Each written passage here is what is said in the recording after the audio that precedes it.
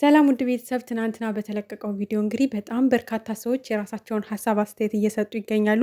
በርካታ ሰዎችም በጣም ተደስተዋል በትናንቱ ነገር። ልጁን ስናይ ደግሞ አብዛኞቻችን በጣም ነበር የደነገጥነው። ምክንያቱም ያ ልጅ የምንቴ ቤስት ጓደኛው ነው። አብረው ብዙ ነገር ሰርተዋል በሁለቱም ቻናል ላይ ማለት ነው።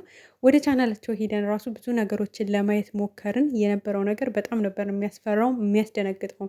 100% የእነሱ ሴራ ነው ብላችሁ እንድትደመድሙ ነበር የሚያደርገው እዛ ጋ የነበረው ነገር እና ብቻ እኔ እንጃ አሁንም ቢሆን እጃቸው አለበት ብዬ ነው የማስበው።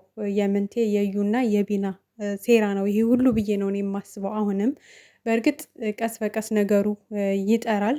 የሚጠራው ደግሞ እዩ ራሷ እውነቱን ስታፈነደው ነው ማለት ነው። አሁንም ብዙ መጥራት ያለባቸው ነገሮች አሉ። ብዙ ያልተመለሱልን ጥያቄዎች አሉ። ቀልድ አይደለም ያሳለፍነው ጊዜ። እኛ ከነሱ ጋር በጣም ብዙ ተጨንቀናል። በቅመም መታመም፣ መውደቅ፣ መሰበር ብዙ በዛ ውስጥ ብዙዎቻችን ተሰብረናል እና እነሱ ብቻ አይደለም እዛ ጋር ከባድ ጊዜ ያሳለፉት። ኦዲየንስን በጣም ከባድ የሚባል ጊዜ ከእነሱ ጋር አሳልፈናል እና ሁሌ የሆነ ችግር ይፈጠራል። የሆነ ሰዓት ላይ ደግሞ ድብስብስ ይደረግና ያልፋል። ለጥያቄያችን ራሱ መልስ ሳይሰጠን ማለት ነው እና አብዛኛው ሰው ደግሞ ስራ ነው ልጁ እሱን ነፃ ላወጣ ነው የመጣው ብሏታል እና ተከፍሎት ነው ብር፣ እመኑን ተከፍሎት ነው ብር። እንደዚህ በል ተብሎ ተከፍሎት ነው ብር። ሲጀመርም ስራ ነው እንጂ ልጅቷን ፍቅረኛውም አይደለች፣ አስረግዟትም አይደለም። ስራ እየሰሩ ነው። ግን መውጫ ቀዳዳ ሲጠፋቸው ተመልካች ጋር በጣም ከባድ የሆነ ሀሳብ አስተያየት እየተሰጠ ስለሆነ እነሱ በቀላሉ መውጣት አይችሉም። ከዛ ስራ መውጣት ስላልቻሉ ያለው አማራጭ ሌላ ሰው፣ የልጁ አባት ሌላ ሰው ነው ብሎ ሌላ ሰው አምጥቶ ያ ሰው መጥቶ ማሳመን ነው ተመልካቹን ያለበትና ለዛ ነው ልጁ ብር ተከፍሎት ነው የመጣው የሚልም ትልልቅ እንደውም የትልልቅ ዩቱበሮች ኢትዮጵያ ያሉ ሀሳብ ሲሰጡበት ነበረ ማታ ማለት ነው። ምክንያቱም አንደኛ ብሩኬ በጣም የሆነ ቅዥቅዥ አለ፣ ስሜቱን መቆጣጠር አልቻለም ነበረ። በጣም በቃ እየፈነጠዘ ነበር ምናምን አይነት ነገር። ሲቀጥል ደግሞ ልጁ ምንም ተጨባጭ ነገር መረጃ እንኳን እየሰጠ አልነበረም። ይሄ ነው የሚባል ተጨባጭ ነገር አላወራም። አሳማኝ ነገር አልተናገረም። በቃ ልጁ የኔ ነው፣ እሱን ነፃ ለማውጣት ነው የመጣሁትኝ፣ ልቅሶ ላይ ነበርኩኝ ምናምን፣ ሀዘን ላይ ነበርኩኝ፣ አርባ አውጥቼ ነው የመጣሁት ምናምን፣ ከዚህ ግባ የማይባል ሀሳብ ነው የሰጠው።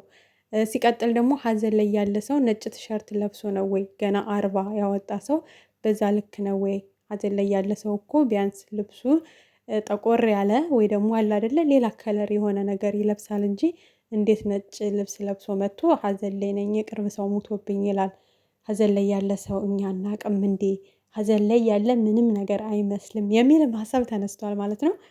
ብቻ ተመልካች የሚያይበት መንገድ በጣም በጣም ረቂቅ የሆነ ነገር ነው።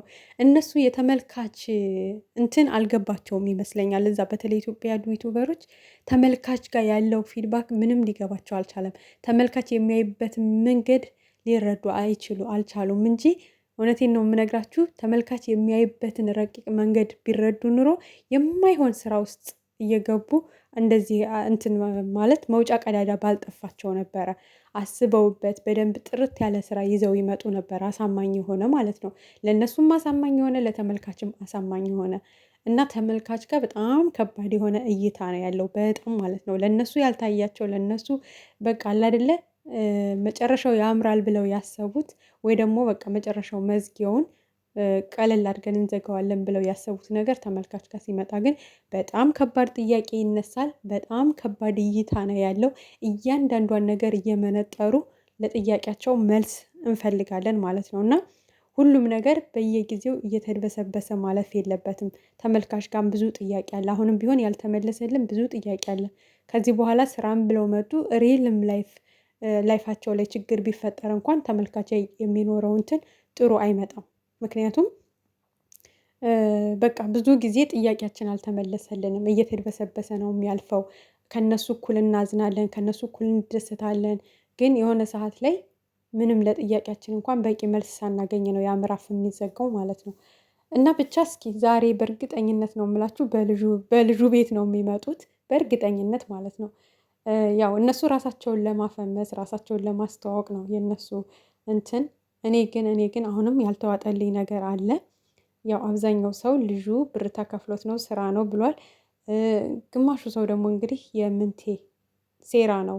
አንደኛ እሱ ልጁ ጓደኛው ነው፣ ልጅቷ ደግሞ የእሱ ፍቅረኛ ከሆነች ሶስቱ ተመካክረው ሀይሚን ማግኘት ስላልቻለ እሷን የሚያገኝበት መንገድ ወይ ደግሞ እነሱን የሚያለያይበት መንገድ በድሮ ፍቅረኛ ሰበብ የእሱ ሴራ ነው የእሱ ጥንስስ ነው የሚልም ሀሳብ አሁን ላይ አለን። ብቻ ፈጣሪ ዋናው ነገር የእነሱ ሰላም ነው የምንፈልገው፣ ምንም ጥያቄ የለውም። ግን ደግሞ ለወደፊቱ ትምህርት ይሆናቸዋል ብዬ አስባለሁ። እንደዚህ አይነት ነገር ውስጥ እንዳይገቡ